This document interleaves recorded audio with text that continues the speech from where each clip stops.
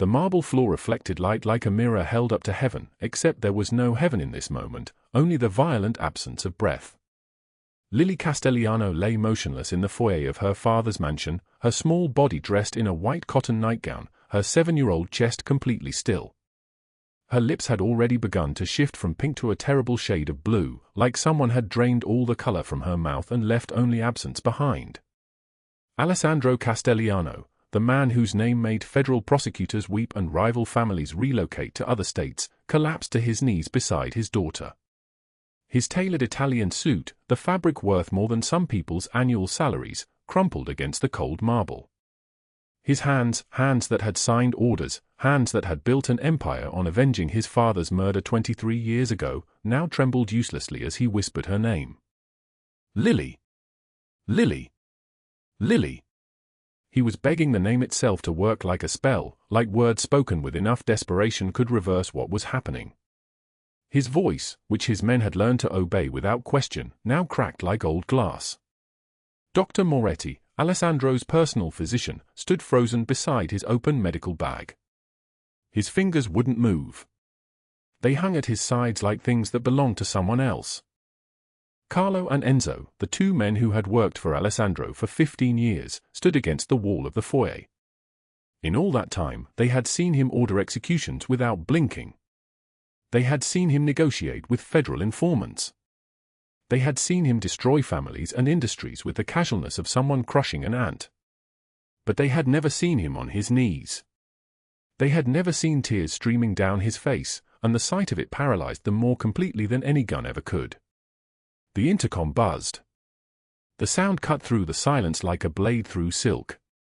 A voice crackled through the speaker, thin and desperate and shaking so badly it barely held its shape. Please. I just need food for my daughter. Please, I'm begging you. Please help us.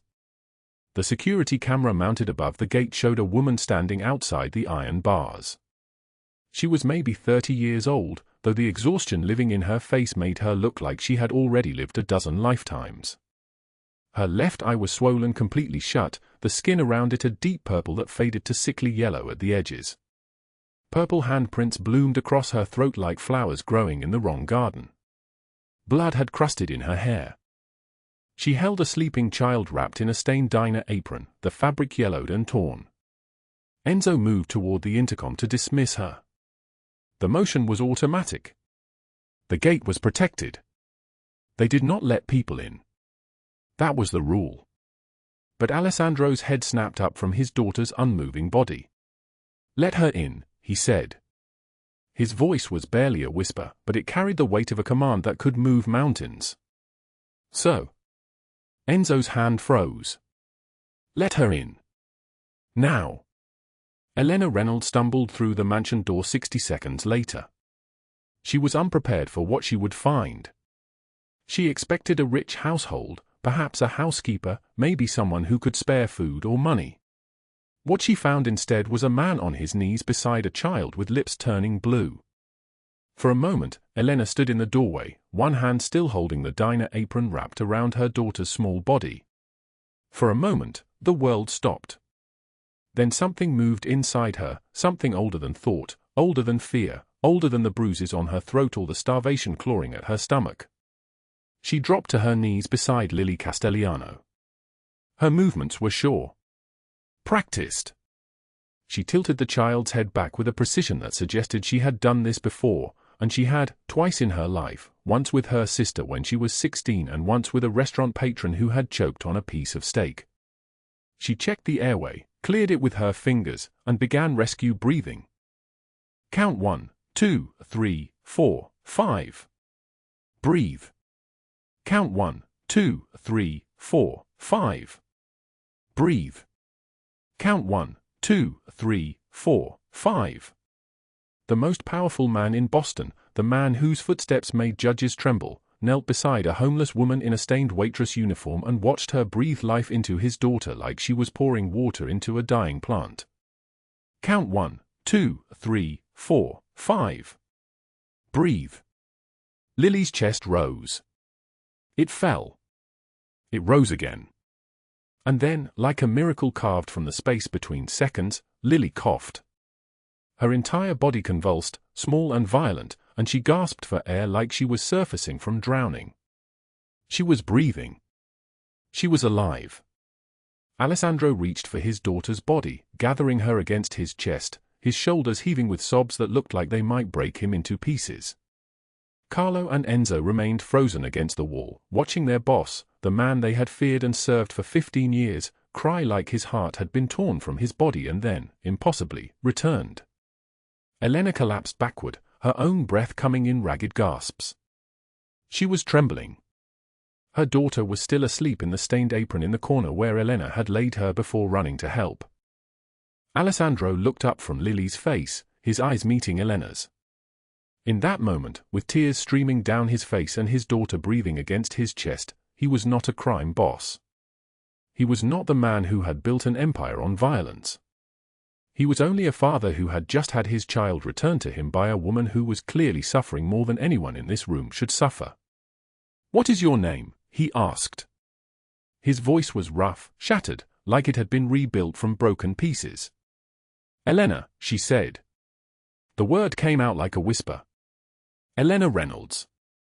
"Elena Reynolds," he repeated, and it sounded like a prayer. Like the most important name he had ever spoken. The sound of sirens began in the distance, growing closer. Dr. Moretti had called the ambulance the moment Lily had begun breathing again, his hands finally remembering how to move. Dr. Moretti was examining Lily now, confirming what Elena had already known, that the girl would live, that whatever had caused her collapse had been reversed. Severe asthma attack, the doctor would later explain. The inhalers should have been beside her bed. He would want to know why they were not. But none of that mattered in this moment. What mattered was that in saving Lily Castellano, Elena Reynolds, a woman with $17 in a crumpled wallet and an eviction notice with a 12-day deadline burning in her pocket like a coal from hell, had just changed the trajectory of both their lives forever. She did not know that. She only knew that she was hungry, that her throat hurt where Derek Collins's hands had pressed, that her daughter was still alive, and that for the first time in weeks, she had managed to do something that mattered. The sirens grew louder. Red and blue lights began to paint the walls of the mansion like a warning, like a prophecy, like the beginning of something that could not be stopped once it had started. Now let us go back. Back to the beginning of this August night. Back to 12 hours earlier, when Elena Reynolds still believed she could survive alone on $17, when she still thought she was invisible, when the most dangerous man in Boston was still a stranger whose name she did not yet know. Back to the diner. Back to Derek Collins. Back to the moment when everything began to break.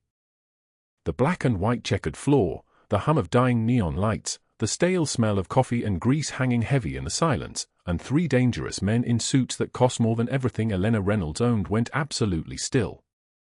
It was 3:22 in the morning at Rose's Diner on the edge of Boston's warehouse district.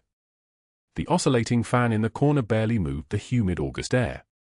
Elena stood behind the register, her orthopedic shoes squeaking against the cracked tile as she counted 17 crumpled dollar bills.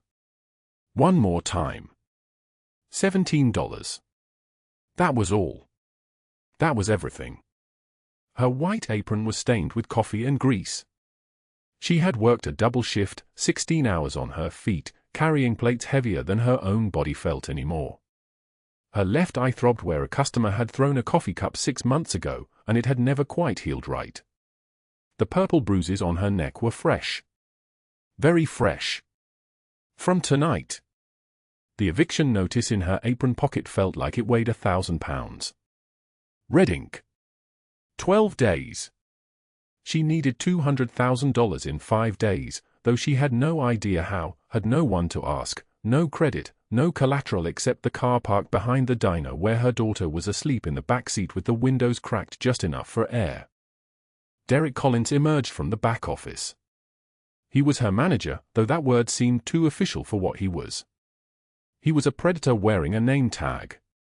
47 years old, belly straining against his untucked shirt, whiskey on his breath at 3 in the morning. His eyes found the tip jar on the counter. "Give it to me." His voice was not loud. That was worse. Quiet voices were the ones that meant business. "No." Elena's voice trembled like a candle in the wind, but the word itself was solid. I earned those tips. Those are mine. Derek moved faster than she expected. He slammed her backward against the coffee station. The impact knocked the air from her lungs. His thick fingers wrapped around her throat, and she felt the blood vessels in her eyes begin to press outward. Black spots danced in her vision like dying stars. You earned nothing. His breath was hot and sour against her face. You work for me. I own you. Everything you touch, everything you breathe, everything you are belongs to me. She tried to speak, but his grip tightened. Her vision narrowed to a tunnel. She was going to lose consciousness. She knew that feeling. It had happened before. Then he released her.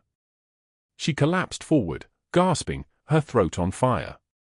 Before she could recover, his fist connected with her eye socket. The pain was a white explosion. She fell to the checkered floor, her vision swimming, tasting blood. Derek leaned down, his shadow falling across her broken face. You tell anyone about this, you're fired. No reference. No unemployment. Nothing. You'll never work in this city again. Do you understand me? She nodded because speech was impossible. He left. The back door to the diner slammed. Then silence. Just the buzz of the neon sign and the oscillating fan, and Elena Reynolds alone on a checkered floor, bleeding. In the corner booth, the one Elena had not noticed, Alessandro Castellano had been sitting in shadow for the past hour. His coffee sat untouched before him, cold now, a dark mirror reflecting the fluorescent lights above. He came to this diner sometimes at 3 in the morning when the insomnia from his father's murder 20 years ago would not release him. The memories would come, and he would drive through empty streets until he found himself here, in this small diner that smelled like regret and burnt coffee.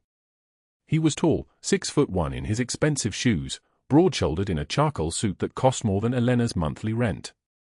His dark hair was silvered at the temples. A scar ran from the corner of his left eye to his cheekbone, a permanent reminder of the men who had killed his father in the streets of the North End. His hands were large, powerful, marked with a gold wedding band he had never removed, though his wife had been dead for 7 years. His dark eye saw everything. He had watched Derek Collins beat this woman. He had watched her refuse to stay down. He had watched her choose her own pain over money, which meant she was either very brave or very broken, and he suspected both. Alessandro Castellano did not move. He did not intervene. He simply watched, the way a general surveys a battlefield, knowing that some moments reveal the truth of a person's soul. Elena dragged herself to the bathroom. The mirror showed her what she already knew. Her left eye was swelling shut, blood matted her hair at the hairline, and purple handprints bloomed across her throat like flowers from hell. She cleaned herself as best she could with paper towels and cold water. The water turned pink in the sink. She had nowhere to go. No family. Her mother had died 3 years ago, her father longer still, dead before she was old enough to remember his face. No friends because she worked too many hours and had no money to go anywhere with anyone. Just the car. Just her daughter. Just the eviction notice burning in her pocket.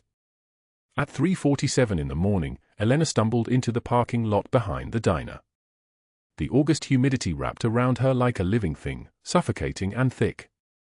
3 armed men had cornered a teenage boy against the dumpster near the fence. The boy was maybe 16, terrified, his hands shaking as he reached for his wallet. "Please," the boy was saying. "Please, that's my phone.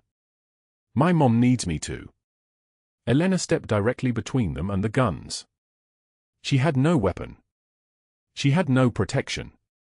She had $17 and a body that had been broken so many times that breaking again hardly seemed to matter. "Leave him alone," she said. Her voice cut through the humid night air, steady despite everything. Steady despite the blood, the bruises, the swollen eye, the suffocation in her lungs. The gunman laughed. One of them, the lead, the one with cold eyes and a neck tattoo, pressed the barrel of his pistol to her forehead. She felt the metal, cold and final. You picked the wrong night to be a hero, lady. She did not flinch. She did not step back. She looked directly into his eyes and said, "Take what you want from me. I have nothing. But let the boy go." The boy was crying now, shoulders shaking. The pressure of the gun barrel increased against her skull. "I got $43, one of the other gunmen said, laughing. "She's got nothing." Elena reached into her apron with trembling fingers and pulled out every dollar bill she had. 17 crumpled bills, every cent she possessed in this world, the difference between paying a portion of her rent and having absolutely nothing. She held it out toward them. "Take it. All of it. Just let him go." Something shifted in the lead gunman's eyes. Maybe it was surprise. Maybe it was fear of someone with nothing left to lose. The pressure of the gun barrel eased slightly. "Run," Elena whispered to the boy without taking her eyes from the gunman. "Run now."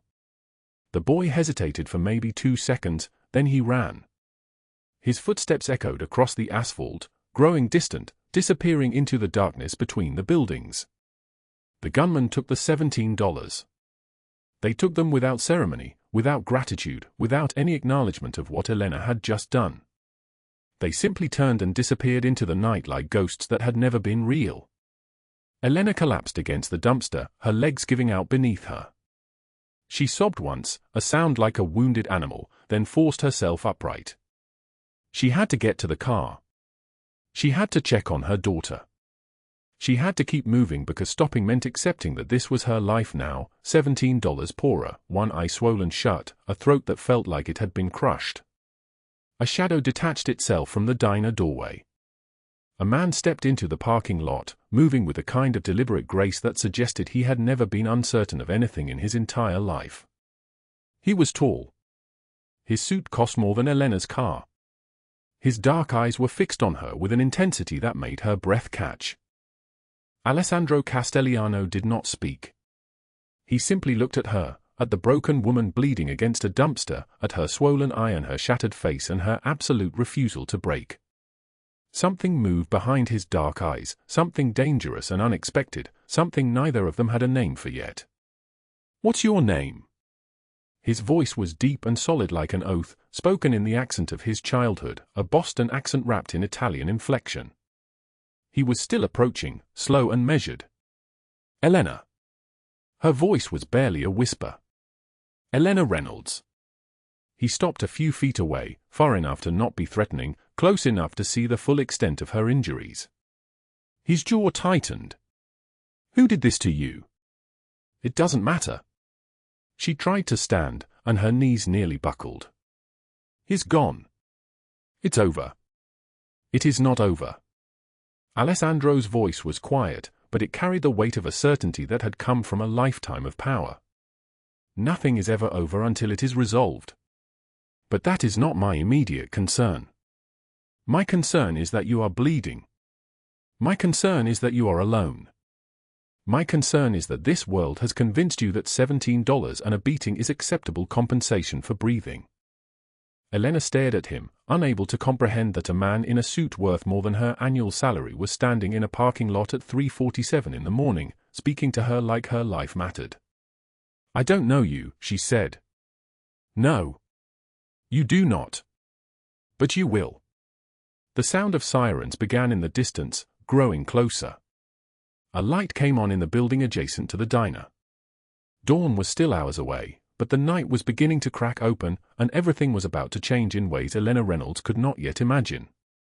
Dr. Moretti stepped back from the examination table, his face grave. The fluorescent lights hummed overhead, casting everything in a sickly white glow. Elena sat very still, her one good eye tracking his movements, waiting for the verdict she already knew was coming. "Your injuries are serious," he said quietly. "The swelling around your eye will take 2 weeks to fully resolve. The bruising on your throat suggests significant force. You're fortunate nothing was fractured." He paused, writing something on a clipboard. "But Elena, you need to report this." "The police?" "No police." Her voice came out hoarse, barely audible. I can't afford the time off work, and my manager, he'll just deny it happened. Through the open doorway, both Lily children played on the floor of the adjacent sitting room. Elena's daughter Lily sat cross-legged, showing Alessandro's daughter Lily a worn drawing on notebook paper, a picture of a house with yellow windows and two stick figures holding hands beneath a rainbow. The cosmic coincidence had not escaped anyone. Two 7-year-old girls with identical dark curls, both named Lily, both orphaned or nearly so, both playing like the world had not just tried to destroy their mothers. Alessandro entered the examination room without knocking. He carried himself like a man accustomed to doors opening before he reached them. His suit was pristine Italian silk, dove grey, and his watch caught the fluorescent light as he moved, a Patek Philippe worth more than Elena's car. But his eyes were fixed only on the bruises blooming purple across her throat. "Leave us," he said to Dr. Moretti. Not a request. The doctor gathered his instruments and withdrew without argument. Elena immediately stood, swaying slightly. "I need to go. Thank you for everything, but we can't stay here. It's not safe for you to. Sit." His voice was deep and solid like an oath. He wasn't shouting. That made it worse somehow. "She Saturday." Alessandro pulled a chair directly in front of hers and lowered himself slowly, his movements controlled and deliberate. Up close, she could see the scar running from his right eye to his cheekbone, white against his olive skin. Could see the exhaustion beneath the power. Could see that he'd been crying, the slight redness at the corners of his eyes, the way he kept his jaw clenched like it was the only thing holding him together. "My daughter stopped breathing for 47 seconds, he said quietly. "In my entire life, I have orchestrated empires and solved impossible problems. In those 47 seconds, I was powerless. Completely, utterly powerless. And then you came." Elena said nothing. "Tell me about Derek Collins," Alessandro continued. "Everything. Every incident. Every threat." Elena's hands trembled. She pulled the eviction notice from her pocket with shaking fingers, unfolded it to show the red deadline, 12 days. Her voice, when she spoke, carried the weight of 3 years of accumulated fear. "He started 6 months after my husband died. Small things at first. Accusing me of stealing from the register. Cutting my shifts without explanation. Then it escalated. He'd corner me in the walk-in freezer. He'd put his hands on my shoulders, my neck, my waist. Every time I complained to the owner, nothing happened. I found out later that Derek owns 10% of the diner. The owner needed his money more than he needed me." Alessandro's knuckles went white around the armrest. Elena continued. 2 months ago, Margaret Harrington started raising my rent. She said the building needed repairs. $50 more. Then another 75. Then another 100.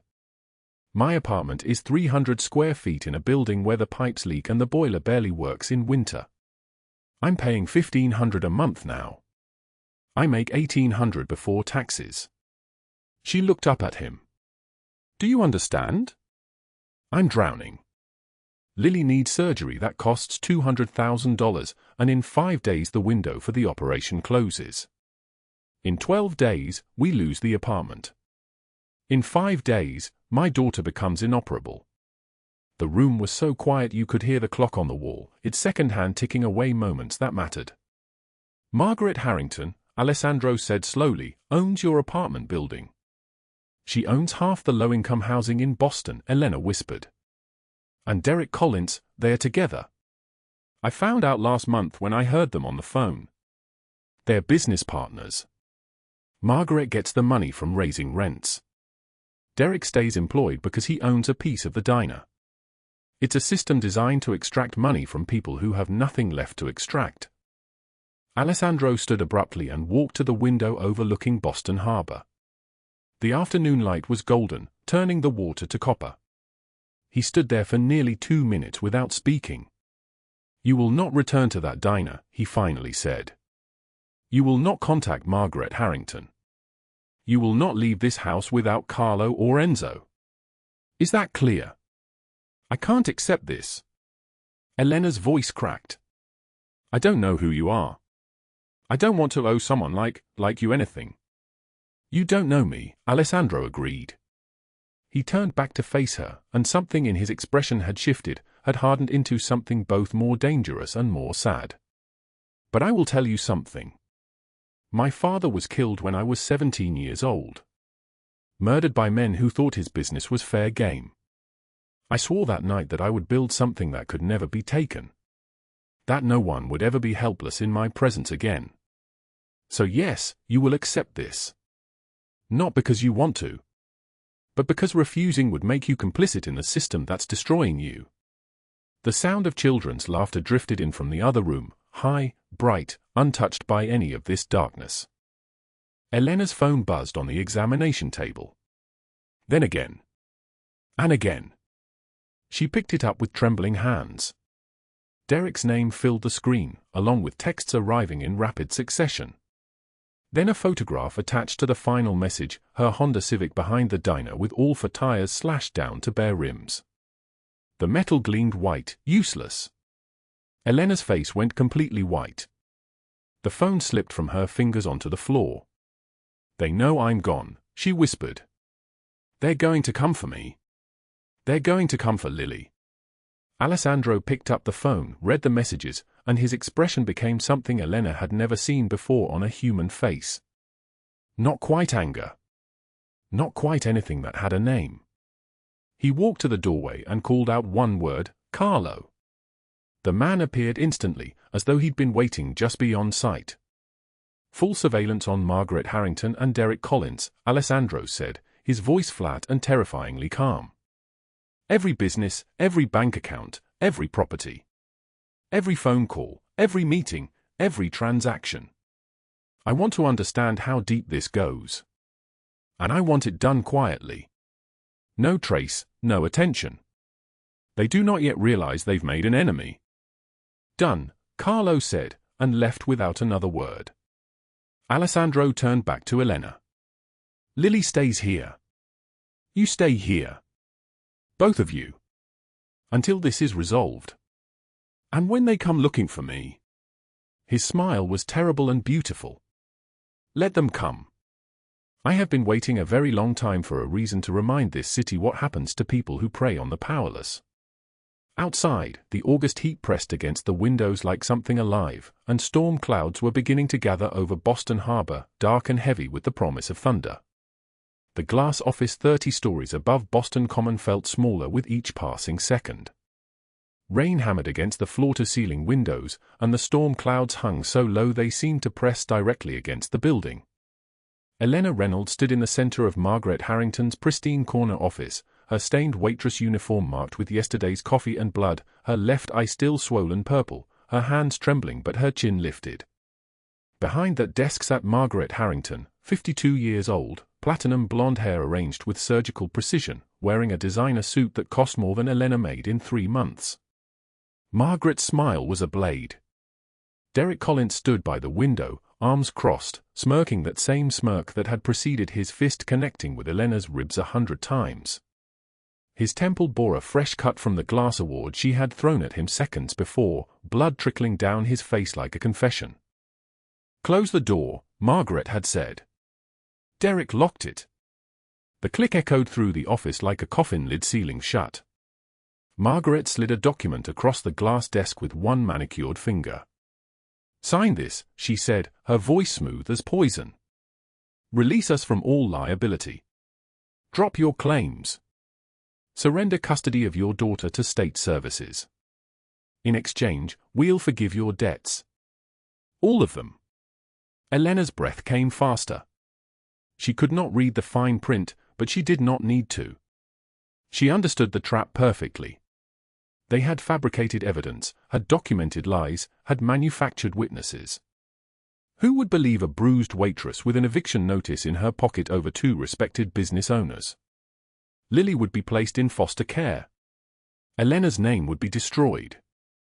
Derek and Margaret would walk away, untouched. Never, Elena whispered. Derek moved toward her. His shadow crossed the polished floor like a predator closing distance. Elena backed toward the door, found it locked, and realized in that moment that she was trapped 30 floors above the street with two people who wanted to erase her from existence. Through the rain-streaked glass, she could see her reflection, one eye swollen, bruises blooming across her throat like a map of violence. But she was still standing. She thought of Michael, her husband, who had died in a construction accident that Margaret's company had covered up. She thought of Lily sleeping in Alessandro's mansion, safe, her small hand clutching the stuffed bear Elena had found in a donation bin. She thought of Alessandro's words, spoken in the quiet of the night, "You showed me something I had forgotten existed. You showed me that goodness is not weakness." Elena turned away from the door. She looked Margaret Harrington directly in the eyes and said, her voice steady and clear, "No. I will never sign that. And whatever you do to me, the truth will come out." Derek lunged. Elena sidestepped, grabbed a glass award from Margaret's shelf, a meaningless thing given for business excellence in 2019, and smashed it against Derek's temple. He staggered backward, blood streaming down his face. Elena ran toward the window and screamed. What Elena did not yet know was that Carlo had not obeyed her request to remain outside the building. He was positioned in the office across the street with Alessandro on the phone line, watching through high-powered binoculars, waiting for precisely this moment. The moment Derek moved to strike, Alessandro Castelliano made one phone call that would burn Margaret Harrington's entire empire to ash. The office door exploded inward. Not Carlo. 12 federal agents in tactical gear, moving like ghosts through the rain-dampened space. Derek Collins turned to run and came face to face with Agent Morrison, badge gleaming under the fluorescent lights. "Derek Collins," Morrison said, her voice hitting him like a sledgehammer. "You're under arrest for assault, wage theft, racketeering, and conspiracy to commit fraud." Derek's face went white. Blood dripped from his temple onto the expensive carpet. He looked at Margaret, at the agent surrounding her desk, at Elena standing by the window with glass shards scattered at her feet like a broken crown. "What did you do?" he whispered to Margaret.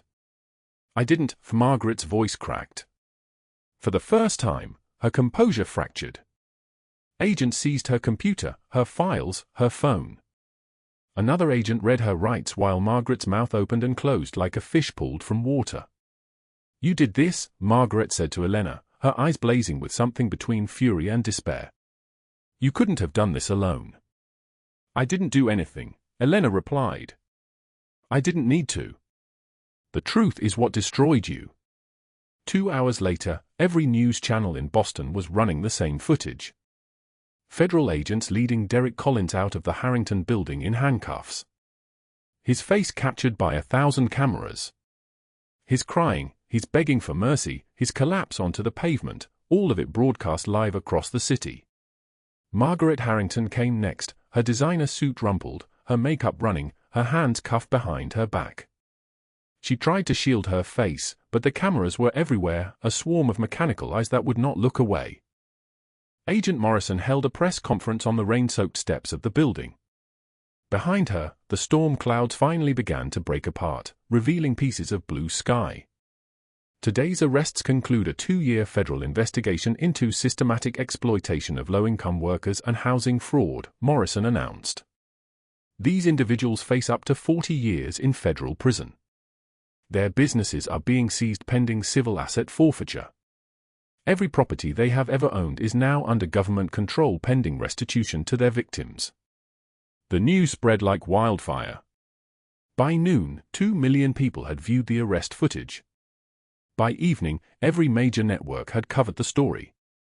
Margaret Harrington's name appeared in searches alongside words like fraud, predator, and criminal.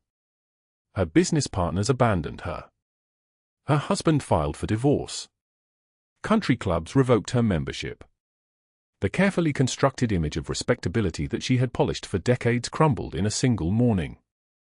Alessandro Castelliano watched the press conference from his car, parked 2 blocks away. Carlo sat beside him, phone to his ear, confirming the details of the federal operation. On Alessandro's phone lay 6 months of documentation that he had personally gathered and delivered to the FBI, our financial records, testimony from victims, evidence of the housing scheme, proof of the construction cover-up. Elena's case had been the final piece, but the investigation had been underway long before she ever walked into the diner at 3 in the morning. "She thinks she did this alone," Carlo said quietly. Alessandro did not respond. He simply stared at the news broadcast on his phone, watching Elena's face, bruised, fierce, unbreakable, emerge from the building into the rain. She walked past the cameras without speaking.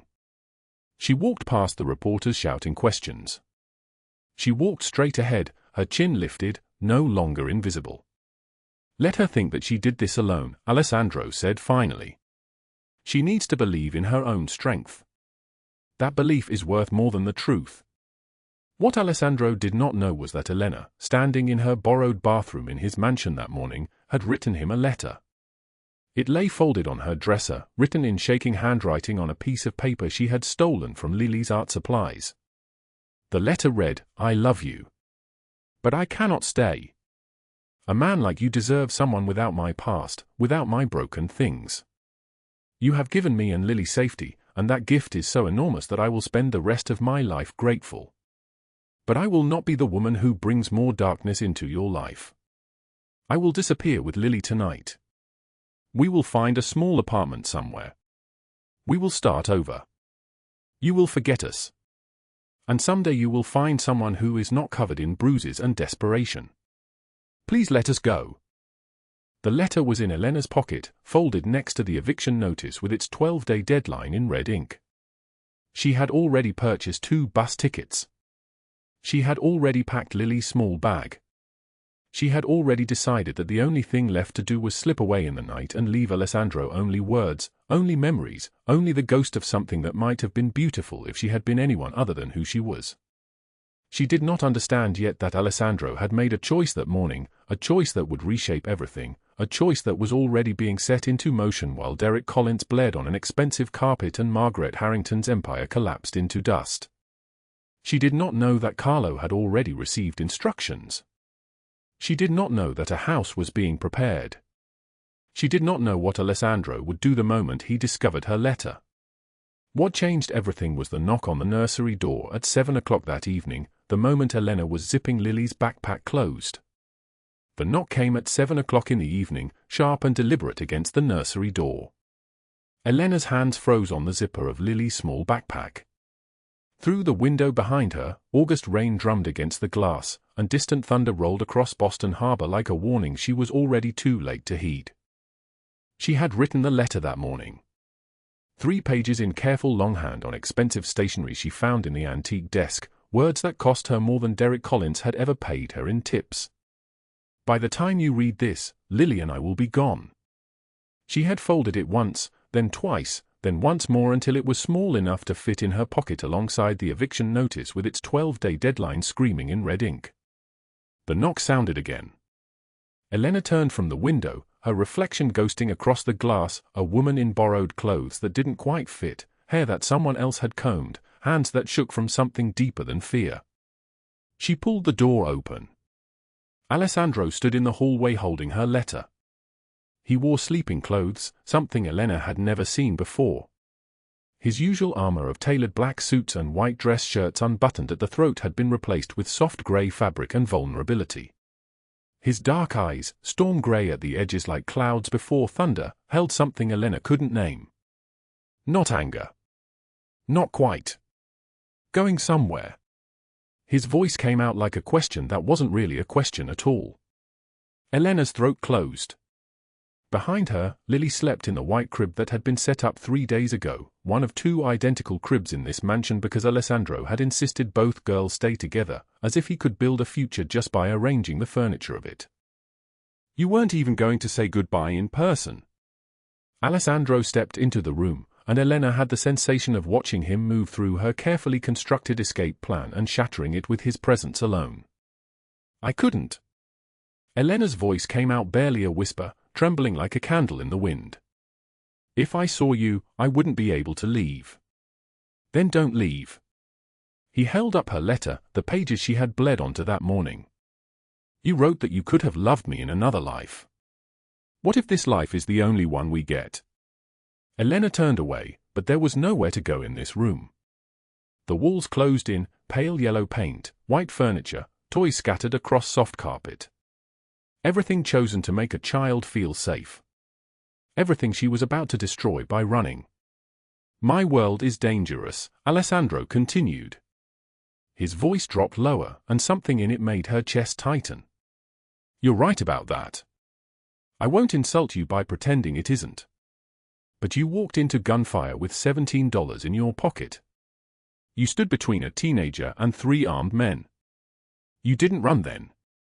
That was different. Elena wrapped her arms around herself. That was instinct. This is choosing to walk into something that will destroy us both. You wrote that my daughter asks every morning if you and Lily are staying forever. Alessandro set her letter on the dresser. His hand was steady, but something flickered across his face, the armor cracking just enough for her to see the man underneath. You wrote that I check her room 3 times a night the same way I check my daughter's. Did you know that's not quite accurate? Elena met his eyes. I check 4 times. He stepped closer, and the distance between them felt like it was collapsing. Once for my Lily. 3 times for yours. Because somewhere in the last 48 hours, that child became mine too. And when you walk out that door, you're not just taking a daughter from me. You're taking both of them. Elena's hand shook. You don't understand what it's like. To lose people you love. To have everything stripped away and have to keep breathing anyway. I can't do that again. I can't. Then don't. Alessandro's voice cut through her words, sharp and clean like a blade. Stay. Let me be someone worth staying for.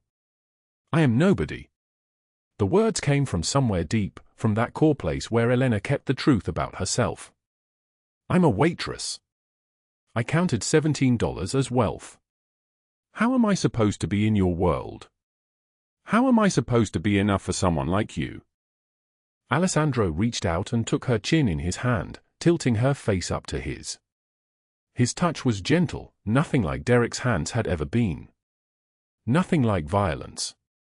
His eyes searched hers, and for the first time, Elena saw him completely unguarded, not the crime boss, not the man who built empires on vengeance.